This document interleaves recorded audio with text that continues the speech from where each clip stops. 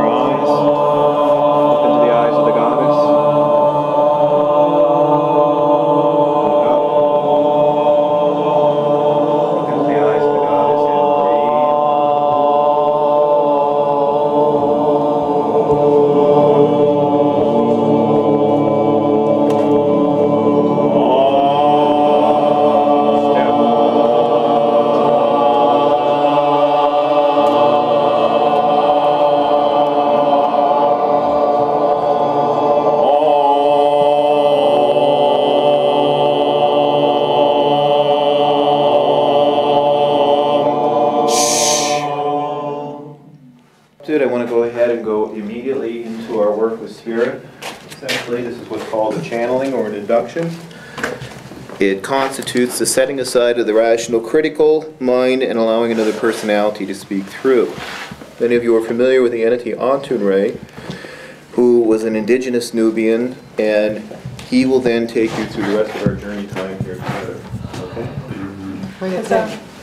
I'm the being called Antunre and I've come to speak with you. So you are gathered here together for what you call a little ritual, is that so? Yes. I think you would agree it's quite an appropriate place, would you not agree? Yes. Isn't that fascinating? Now, does someone have what is called a blind? You want all of them? Well, this will do for the moment. First of all, let us charge them.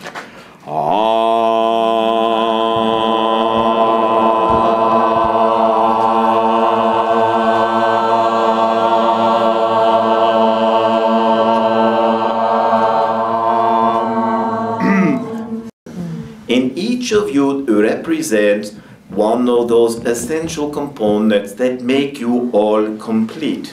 Do you understand?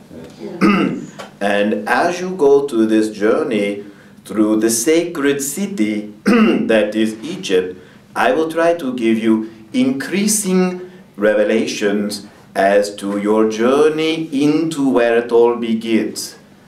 When you are given birth from darkness, from the vulva of the goddess, and you come into this world as though not in darkness, but like a small radiant point of light that illuminates all quarters of the darkness that is life.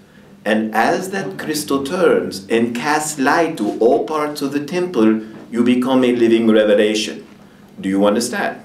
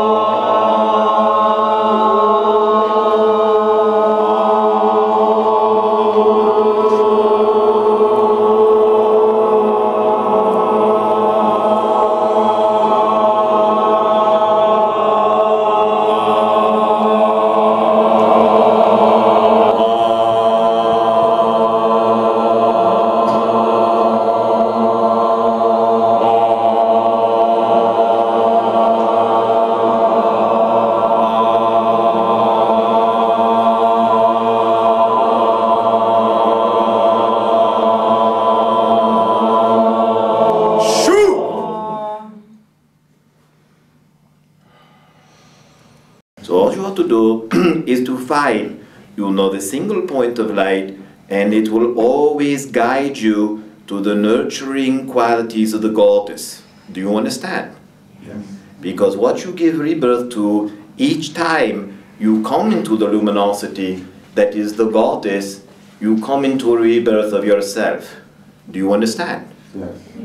Isn't that fascinating?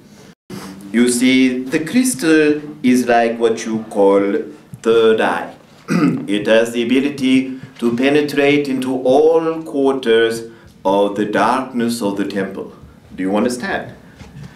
And the goddess is like that part of you that resides in darkness, and when coming into the luminosity of what you call the inner light, everything about her becomes more self-apparent, because you believe her to at times to be a fierce entity, and yet the lioness with her compassionate eyes protects her family most fiercely.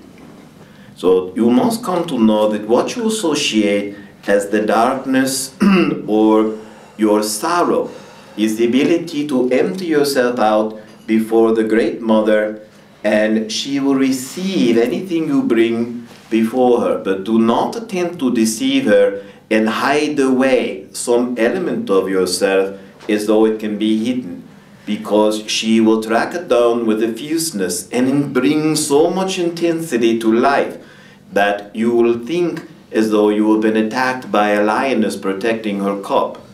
And when you are that cub, it just means she is teaching you your own fierce energies. Do you understand? Yes.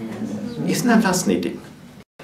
Ray, I feel my Syrian heritage is connected with the feline people, and I'm just wondering if you can say something about that. Well, what do you know about your feline heritage? No words come right now. It's just a feeling and a recognition. Isn't that fascinating? You see, your feline heritage is the inherent quality of seeking what is noble in the light. It is trying to, if you will, to bring through yourself a purity of energy that spiritualizes by presence. Do you understand? Because the feline is able to hold the center of light, the center of luminosity, merely by almost, a hypnotic, induction. That is why when you look into the eyes of the goddess, it holds a fixed gaze. But the staff is symbolic of the lotus, which means an opening of heart-centered wisdom. And when you come into her house, such as you are here now, you see she opens you with deeper wisdom. You will see other elements of this feline nature, some of which are fierce, some of which represent justice or judgment. But when you are in her house as you are now, when you are bathed in her luminosity, she is such, to be that which you would call compassion. And so your feline ancestry, implores you to go to the depths of your strength called compassion, which is the lotus-centered heart. Do you understand? You must remember that life is tying and untying knots. Do you understand? Mm-hmm. And I am already giving you the basis of your inner mystery. So you must listen to what you are told.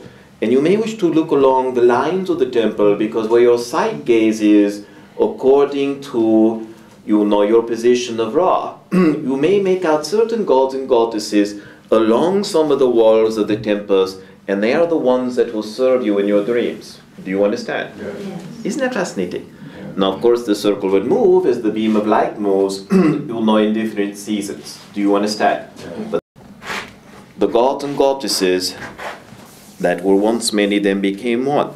May these look after you. And remember, this is just a beginning. Do you understand? Yes. Yes. That is good. Hail, seek to be at peace with those things which you receive in spirit. Walk in this the Father, Mother, God's light. God bless you. Amen. Hello. Hello. How are you doing? Doing good. Great. Wow.